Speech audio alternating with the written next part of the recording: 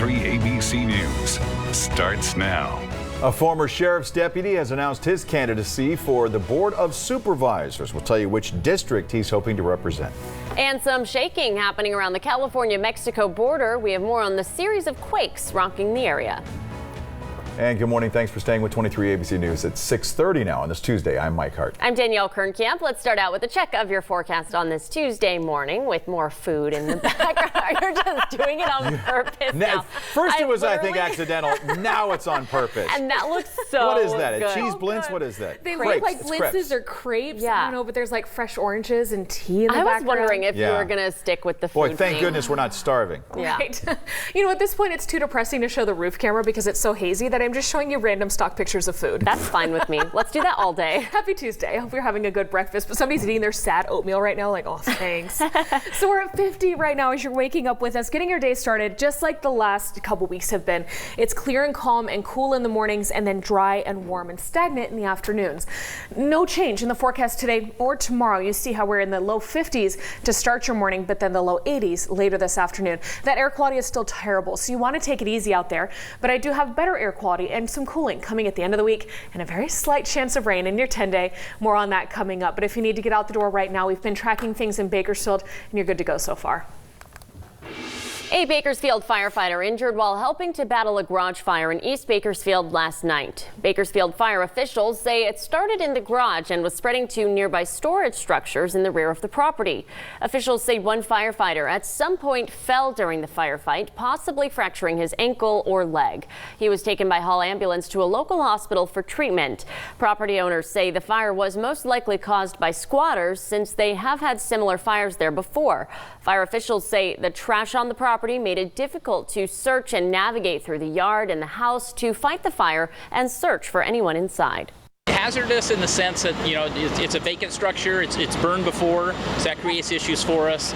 And also there's a lot of, junk and trash that people have put in the house. So that created some issues with trying to conduct searches inside the house. So it took us a little bit longer to clear those searches. No one was inside and no one else was injured aside from the one firefighter, according to officials. The exact cause is still being investigated. A handful of small earthquakes rattled a section of the California desert not far from the Mexico border. The temblors, ranging in size from 2.5 to 4.0, resulted in no immediate reports of any damage or injuries. The U.S. Geological Survey is reporting the first quake struck just after 6 o'clock Monday night, measuring 2.8. The largest followed about 5 minutes later, then 4 more smaller ones over the next hour. All were centered near El Centro, which is a city of about 44,000 people, 15 miles northwest of Mexicali, Mexico. Former Kern County Sheriff Deputy Darris Stevens has announced his bid for 1st District Supervisor. Stevens, who retired from the Sheriff's Office in 2012, first ran for Supervisor in 2011, but lost to current 1st District Supervisor Mick Gleason. Gleason said earlier this year he would not seek a 3rd term. Stevens graduated from Burroughs High School in Ridgecrest before joining the Sheriff's Office in 1986. He served in Bakersfield, Tehachapi, Kern Valley, and Ridgecrest, according to a press release. He's served for 2 terms on the Board of Trustees for the South Fork Union School District near Lake Isabella. Starting today, you can apply to work at one of Bakersfield's newest restaurants. Yard House says they'll be bringing 200 local jobs to the community, and they're looking for passionate team members, including servers, cooks, bartenders, and more. To apply, you can text the code Bakersfield to 37238, or of course you can apply online. Plus, they're going to be having on-the-spot interviews at the new location. That's at 10308 Stockdale Highway. There we go. That's where that new location is going to be at. Those walk-in interviews are today through November 27th. You can go in from 10 a.m. to 6 p.m. Monday through Saturday. The location is set to open December 16th. The Kern County Public Works Department is looking to inspire community pride by hosting their first ever organizing workshop to keep Kern beautiful. Today, community leaders will be gathering to take part in a 4-hour workshop where they'll develop a plan of action to complete a series of requirements. Now, this is the first step towards becoming a certified affiliate of Keep America Beautiful. The workshop takes place beginning at 8 o'clock this morning at the Kern County Landfill's office, which is located at 2700 M Street.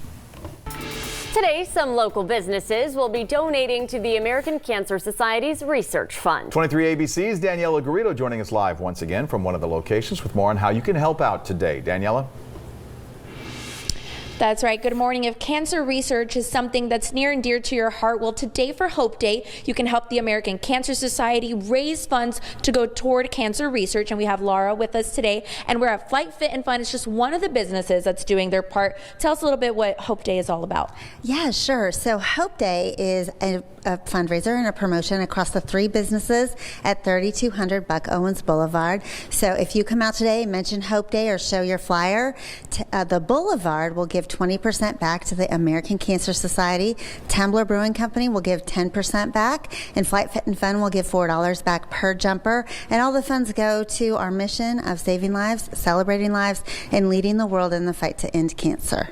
So tell us a little bit about the latest things that you guys have been able to do with these funds. Well, one of the neatest things we've been able to do locally in this past year was to address the issue of access to care. Some people have trouble getting to treatment. So we were able to fund a grant to 3 of the cancer centers in our community.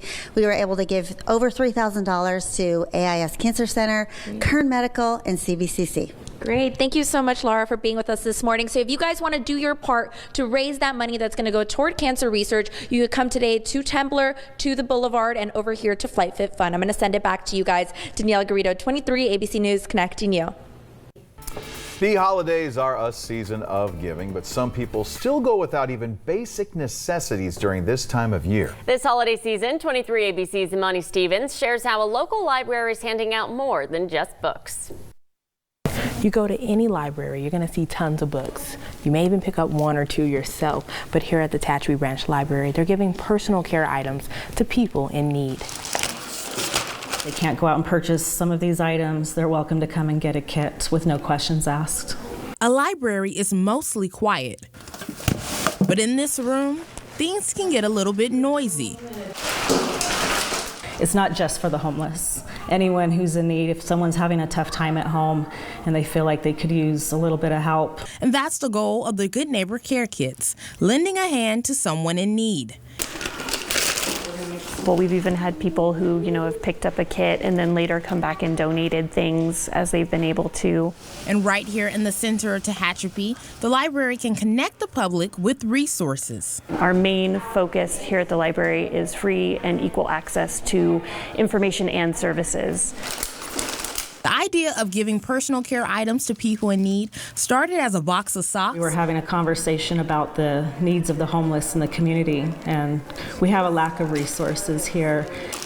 Volunteers started making these kits in October, but because volunteers are in need of some items, it has taken a while to make complete kits. We are short on travel-sized personal wipes and lip balm and feminine hygiene products and knit gloves.